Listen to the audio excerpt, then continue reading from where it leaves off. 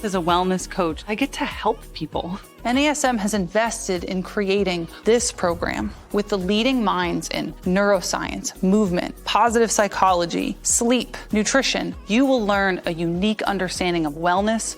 I'm excited for you to take this course because there is nothing else like it in the fitness and wellness industries today. This is the course that I wanted 5 years ago, a gift in my mind to an industry that is thirsty for more.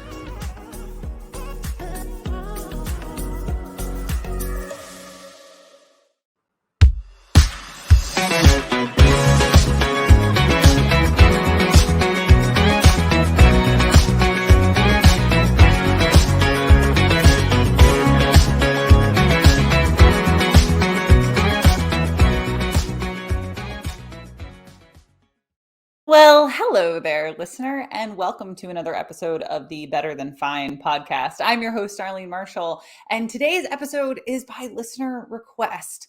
We had a listener reach out in response to our recent interview with Katie Hake, saying that they love the episode, they love the interview, but really what they wanted was to understand the principles of intuitive eating, which Katie and I talked about a little bit, but we really didn't get into that deeply. So ask and ye shall receive.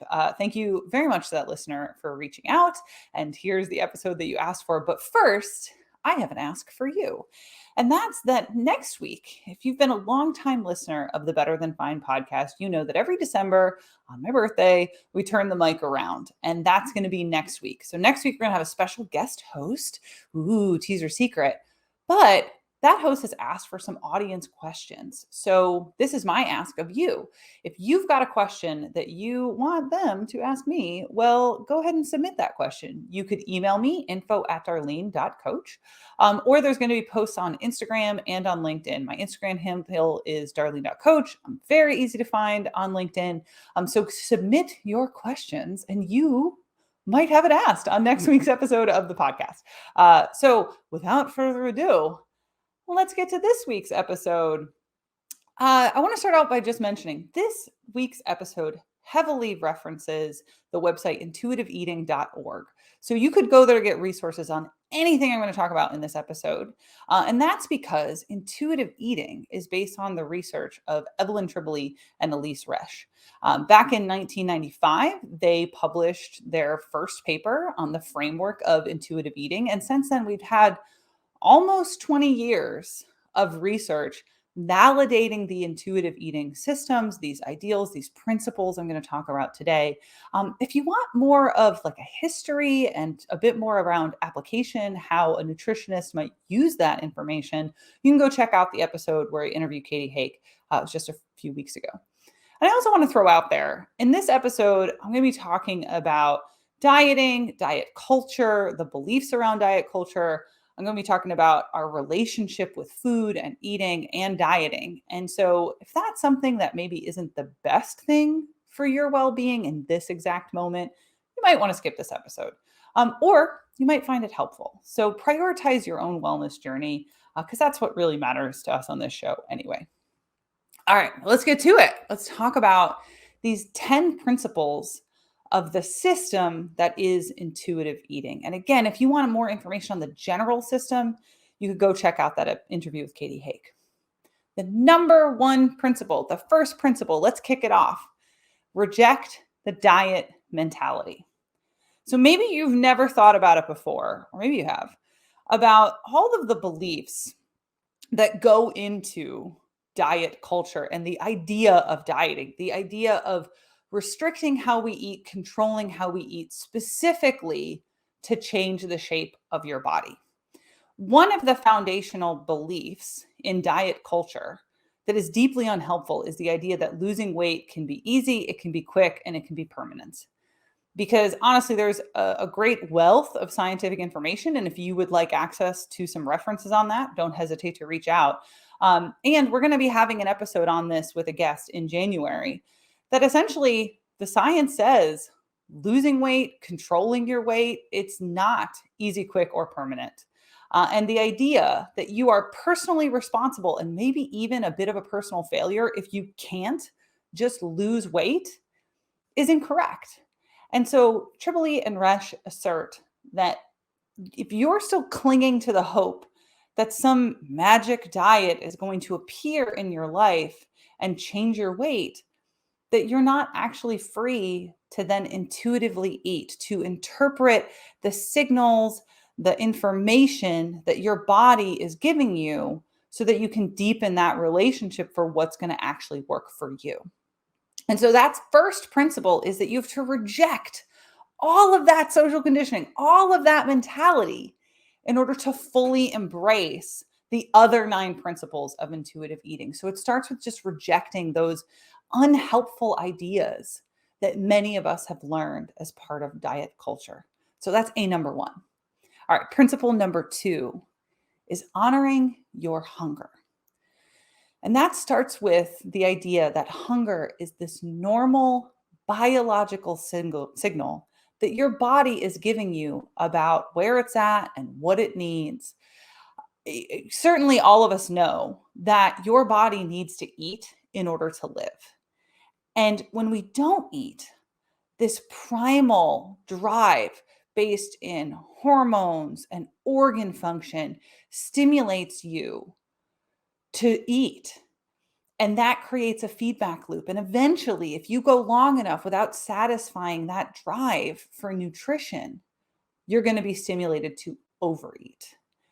And I certainly have observed this in clients. It comes up really frequently, and it requires a bunch of unpacking and relearning, because so often my clients will have been taught by their experience in dieting to ignore their own hunger cues, right? That hunger is something to be suppressed or avoided, or all like every crummy weight loss tip out there that tells you how to get full before you're actually eating. Like, all of that is around trying to trick your hunger, which is a very foundational biological signal. And if you're honoring your hunger, you're not going to try to avoid it. You're going to try to understand it and satisfy it so that you can move on. But this principle, honoring your hunger, principle number 2, actually leads in to principle number 3, which is make peace with food. Food is not our enemy. It's not something that needs to be avoided or hacked or messed with. And with your truths, the truths that you're calling when you make peace with your food, comes an unconditional permission to eat, to do this very natural, required biological drive that is eating. So let me unpack this relationship between the two, because it goes directly to how I use it with clients and how I see it showing up in our lives. So when we restrict a food as being off limits, right? Like, oh, I can't have that, I'm not allowed. And again, I'm going to caveat that with like, this is very different than someone who has celiac disease or lactose intolerance or a food allergy, right? Like, that's different than saying like, oh, no, I just can't have carbs or whatever, bread. So we label it off limits. And eventually that can create deprivation. It can create limitations around the nutrition that we're seeking. Like, our body wants it for a reason. And if we haven't invested in figuring out what that reason is, eventually we're going to have some kind of craving. And when that continues, eventually you do give into the craving, and it comes with intense experiences, maybe over consuming. You end up overly full. You have more than you intended. You have more than maybe your body really was calling for, but you did it because you deprived yourself for so long that the craving became overwhelming. And then very oftentimes I have clients who then experience those 3 horsemen of the emotional apocalypse: shame, blame, and guilt. And then in response to their shame, blame, and guilt, they will undereat, right? Thereby not honoring their hunger. That was number 2. So by not honoring their hunger because they were at war with their food, they then end up over hungry, and then the cycle repeats itself. So this deprivation cycle, in order to break it, we've got to interrupt the foundation. And that means honoring your hunger and making peace that food is not the enemy. You're listening to the Better Than Fine podcast. I'm your host, Darlene Marshall, and today we are unpacking, by listener request, the 10 principles of intuitive eating. So number 1 was rejecting the diet mentality. Number 2 was honoring your hunger. Number 3 was making peace with food. And number 4 is a continuation of that theme. It's to challenge the food police, right? If you're at war with your food, you got to police your food. And when we are taught these rules and the judgment that comes with diet culture, with, you are or are not allowed to eat this or that, gradually, as we're given these signals by our environment about what's good or what's bad, we start to internalize the judgment, the criticism, the shame, blame, and guilt. And eventually, we have an internal dialogue about what we should or shouldn't be doing, what is good or bad. And that comes with internal criticism and judgment. And that's what the food police really is. It's that voice in your head that says, oh, no, no, no, no, you can't have that. Or, ooh, I really shouldn't have done that. And the principle, this number 4, challenge the food police, that's learning to challenge those unhelpful thoughts, but to do it in helpful ways, right? So what we don't want to do is, oh no, you're not allowed to have that. Oh, I'm not supposed to be judging myself. That's what that podcast host said. Like, I'm not supposed to be doing that. Don't beat yourself up. And then you're just more guilt. You're stacking on like meta shame, as opposed to going like, okay, that's something I was taught. That's not who I want to be anymore. Moving on, right? You don't have to like guilt on top of your shame. You can just meet yourself where you are. And we're going to talk about that. It comes up in a later principle. Okay, so number 4 was challenging the food police. Number 5, and as a positive psychology person, you're going to pick up on why this one is one of my favorites. This is one of the ones that I think that is most essential to the principles. And I had to really challenge myself writing this episode. I have gotten feedback from some fans of the show, how much they love it when I like overly geek out because I'm too excited about something and I'll start repeating the same phrase over and over again. Apparently, I really went over the top in the Kelly McGonigal episode, but this really is one of my favorites. They're all my favorite, but this one's favorite. All right. So number 5 is discover satisfaction. Food is many things. And we're going to talk about that in a second too. But one of the most important things that food is a source of pleasure. And diet culture makes that pleasure guilty, sometimes even sinful. And I think this is one of the really twisted things about diet culture marketing and food culture in general. It's that pleasure then often gets substituted with fake satisfaction. And I got a couple stories here for you on what I mean by that. But I do think it's kind of interesting that you've got this biological drive. Your body is calling for something. And then you're taught, don't give in to that, but then have this fake thing that's almost like the thing you actually want, but doesn't actually satisfy you or give you pleasure in the first place. So then you never get the payoff. And that just makes the cycle repeat. All right, so let me give you my personal example of this. So I got 2 stories. The first is a certain high protein diet ice cream that will remain nameless.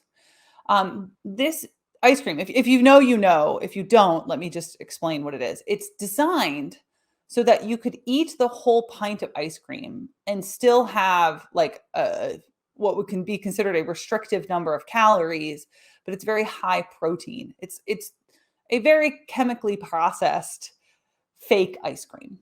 So back in when I was engaging in dieting behaviors, when I would eat this like fake diet high protein ice cream, my teeth and my whole jaw would ache for the rest of the night, to the point that I couldn't have it too close to bed because sometimes I wouldn't be able to sleep because of the aching pain in my jaw.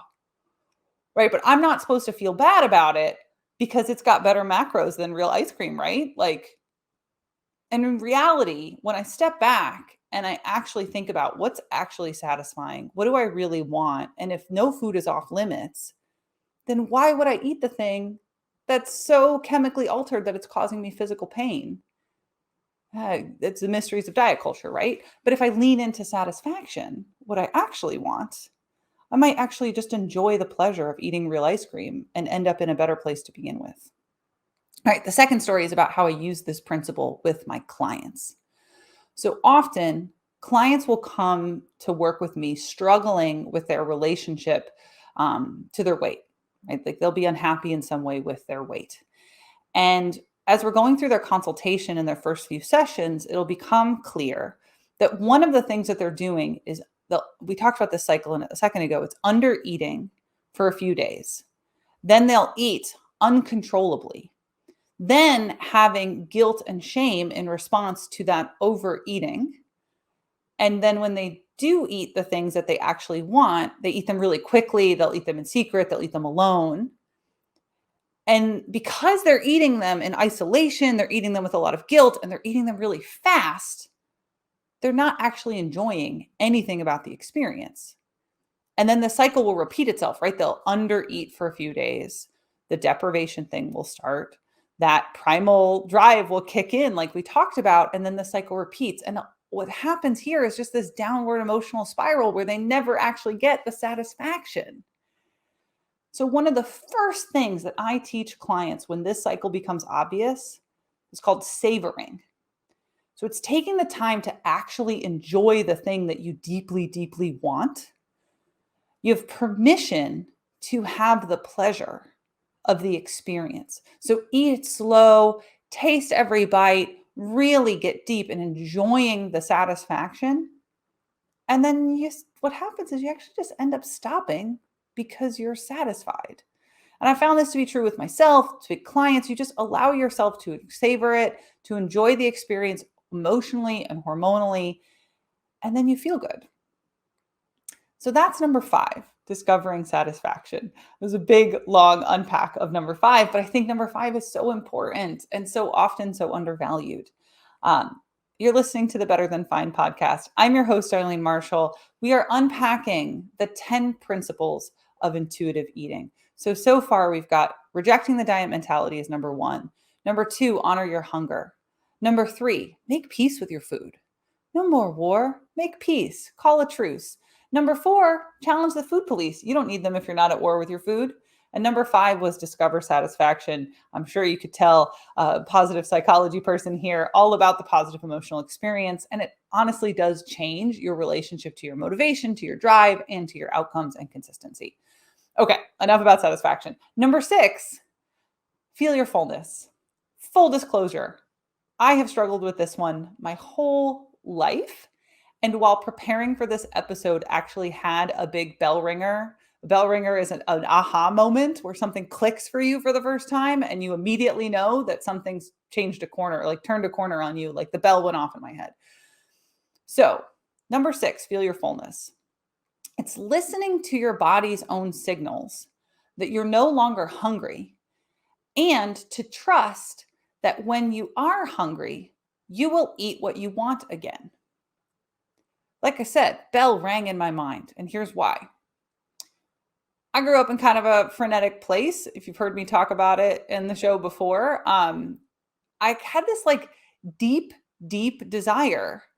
I'll just have one more bite in case I don't get to have this thing again, right? It was this idea that like, okay, just eat one more.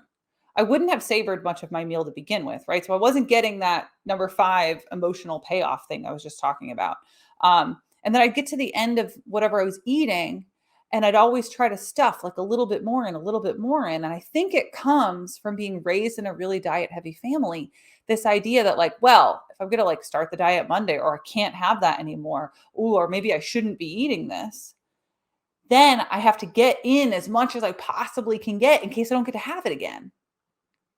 But if you have stopped your war with your food and have unconditional permission to honor your hunger and all of these other principles, then I don't have to worry that I'm never going to get to eat it again. I can just enjoy it until I'm full, savoring the experience, and then stop. I'll let you know how that goes, since clearly that's something I'm going to work on now. You know, it is kind of crazy being a professional in this space for over a decade, doing this show now for almost 3 years. and then having something that you're doing on this show and being like, oh, I see myself in this. And that was very much my experience working on this episode. So it is kind of cool to be in that space. And I also appreciate being at a moment where I can share that with you. And it doesn't feel like, oh, I'm not a good professional if I don't have all this mastered. Like, peek behind the curtain. No one you're working with has all of it mastered. We're all people in process. And that's part of being a good practitioner. All right. So that's number 6, is feel your fullness and honor it. Number 7, cope with your emotions with kindness. I think there's 2 sides to this. So one we've already talked about, right? It's the shame, blame, and guilt that come with eating differently than our current social context, right? It's how we deal with that shame, blame, guilt that comes up when we do decide to try to break up with the food police and not be at war with our food and honoring our hunger cues. Like, that's really different than what most of us have been taught. And to go, okay, I'm not going to do that anymore. It doesn't mean you're not going to have emotional reactions. Like, you're going to have emotional reactions. I'll tell you from this side of the fence. But how we deal with that is part of how we cope. And that's going to be part of this feedback loop I'm talking about. So that's side one to this. I think the other side is that many of us are taught to meet our challenging emotions with food that then causes a different challenging emotion. So it's not only meeting the emotions that come up around food with kindness, but it's also learning coping skills for our other challenging emotions, right? And there's a lot there. But this principle, if we try to keep it narrow enough for the sake of this episode, is to cope with whatever emotions that come up with kindness. And for that, I want to point you at the episode that's already been on this show on self-compassion. So that episode was April 12th of 2022, so this year. So if you go back in the queue to the self-compassion episode, I'm going to give you just a quick recap here of that episode's primary principles. So it's on the research of Kristen Neff, who's our leading researcher on self-compassion. And her model is 3 primary skills. So it's choosing self-kindness over self-judgment, humanity, our common humanity, over isolation. So that means like telling yourself, all people suffer and I deserve kindness and compassion just like anyone else, instead of you're telling yourself like, oh, I'm such a weirdo for suffering with this. Why can't I get it right? What's wrong with me? Right? That would be the isolation. So recognizing our common humanity, responding to the suffering of that common humanity with kindness, and then mindfulness instead of over-identification. This is, am I aware of my state enough to have an appropriate response? So I know for me, I was a really over-emotional kid, right? Mindful in the wrong way. And I was taught to suppress it. And I became like a person who was never allowed to have a problem. And so I've had to recalibrate to somewhere in the middle. And so, like I said, a whole episode on this back on April 12th. Go back and enjoy that episode on self-compassion for this principle number 7, which is cope with your emotions with kindness. Number 8 is to respect your body. And this is another one like I'm going to geek out on because it so aligns with my entire belief system. You are the only you that will ever exist in this moment, in this timeline. If you believe in a multiverse, like, you're it. And your body is the precious vehicle that your consciousness rides around in. I'm going to say that again. I'm going to shout it from the rooftops. Your body is where your consciousness lives, and it's the only one you're ever going to get. And I'm not even separating like mind and body and spirit. Like, you're it. You're the only you you're ever going to know. And that idea is so core to my belief system and my values, and literally everything this show is built on. Because everything you're ever going to do, everything you're ever going to experience, give, think, be, all of it happens in your embodiment. It happens because you have a body. And a direct quote from the Intuitive Eating website, your body deserves dignity, end quote. So number 8 is to respect that body, to honor it, to love it. And I think when we understand what diet culture actually teaches us and what that does to our humanity, it's a big word there, then we can't be respecting our body if we're engaging in things that actually hurt it. And so if you fully embrace this number 8 principle, respect your body, I believe that it really changes the way that we show up in the world and we show up for ourselves. So number 8, respect your body. You're listening to the Better Than Fine podcast. I'm your host, Darlene Marshall. These are the 10 principles of intuitive eating, and we're almost there. Number 9 is just movement. Feel the difference in yourself, in your being when you move your body, right? If you respect your body needs movement, you're going to move it. You know, I joke all the time that I'm the only personal trainer that you'll ever meet that hates exercise. And it's not that I hate exercising. It's I hate the label exercise, and I hate the way that we talk about exercise as like the only option, because it's not. You don't necessarily, or I should say, not everyone. I don't know if you particularly listener, if you need exercise, but I know that not everyone needs programmed and structured exercise towards a specific outcome. That's the definition of exercise. But all bodies crave movement on some level. Your body wants to move. You will have a very different emotional experience if you have a lifestyle built around movement. We know that it's not that happy people move more. It's that if you take a moving person and you chain them to their couch, within 10 days, they'll actually be clinically depressed. But if you take someone struggling with depression and you up their step count and you get them moving, they will have more sensitivity to their own serotonin, and it's as effective as antidepressant medication, or makes antidepressant medication more effective.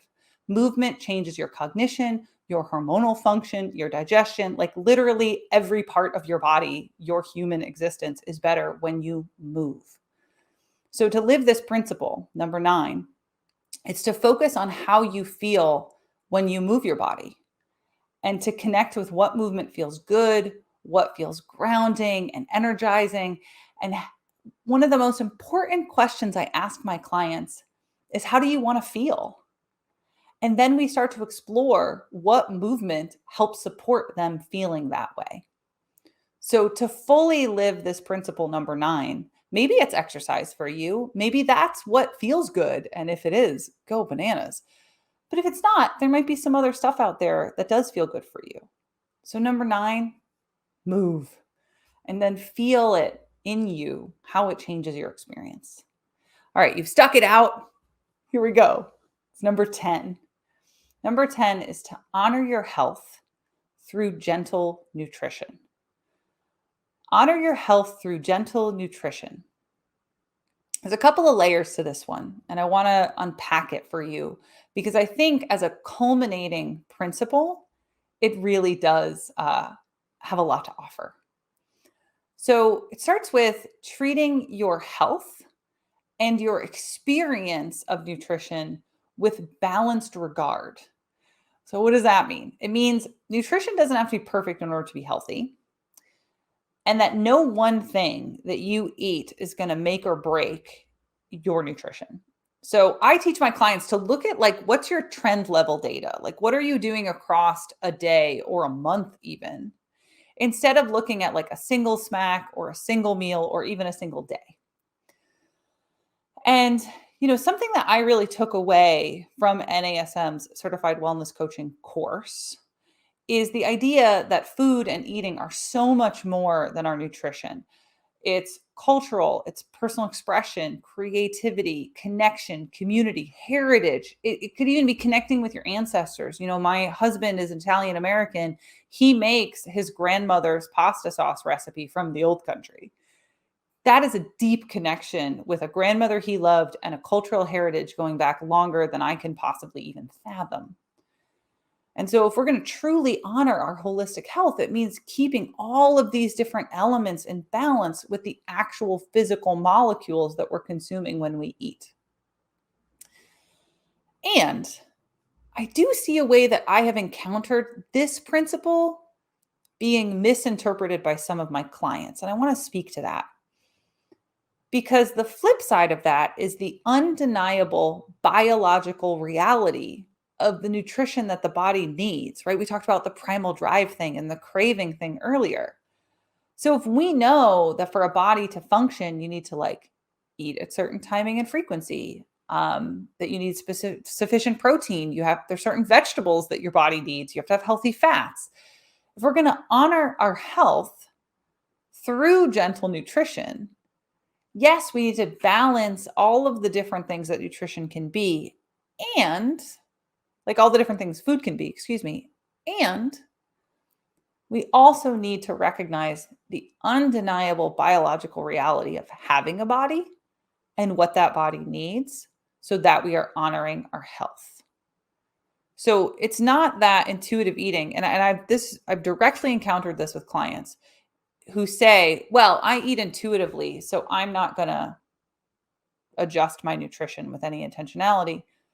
But they have major macro and micronutrient deficiencies. They're not honoring their health. So intuitive eating is not, one, it's not a diet. Two, it's not a weight loss strategy. Three, it's not an excuse to not eat what your body needs. Right? We want to honor our health through gentle nutrition. So that's number 10. All right. So let's give a quick recap here of all 10 of the intuitive eating principles. I feel like this is where I need a drum roll. We need a little soundtrack. Like, I can't roll my R's. But number 1, reject diet mentality. Number 2, honor your hunger. Number 3, make peace with food. Number 4, challenge the food police. You don't need them if you're at peace with your food anyway. Number 5, discover satisfaction. Number 6, feel your fullness. Number 7, cope with your emotions with kindness. Number 8 is to respect your body. Number 9 is movement. And number 10, honor your health through gentle nutrition. So if you want more information about living these practices, you could go to intuitiveeating.org. And I also want to throw a quick plug out here for NASM's Certified Wellness Coaching course. The nutrition component is built heavily on the foundational principles of intuitive eating. So if you're considering getting certified as a CWC and you want an additional $100 off, you could use the code MarshallCWC at checkout through December 4th of 2022. And I know that doesn't give you very many more days, but you still can get in there. And that stacks on top of the Black Friday discount, like the Cyber Monday, the whole holiday discount thing. So it's an additional $100 off. It's actually in combination the lowest price they've ever offered for that certification. And so it's just a thank you from the show to our dedicated fans.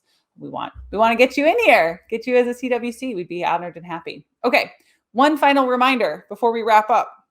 Submit your questions for the birthday episode.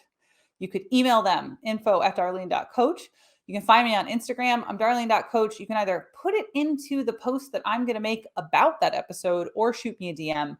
You can find me on LinkedIn. There'll be a post up there as well by the time this episode goes up. And I also just want to thank everyone who has been writing us reviews. I've seen the number go way up. And the peek behind the curtain is that what it does is help other people organically find the show. It bumps us up rankings and recommendations. So if you like the show, like hopefully you're already subscribed. If you're not, go do that. But if you also like the show, if you've gotten something out of the show, share it on social media. Please tag me because then I can reshare it. That does help us grow our audience. But another way that you could really help us is to go give us a 5-star review and actually write a review, because that is how we game the algorithm and we help the show grow. And a few people have also reached out to express how recent episodes have helped them. If you have a story about how an episode of Better Than Fine has helped you, please don't hesitate to reach out. I would love to hear from you. Thank you all and be well. Take good care.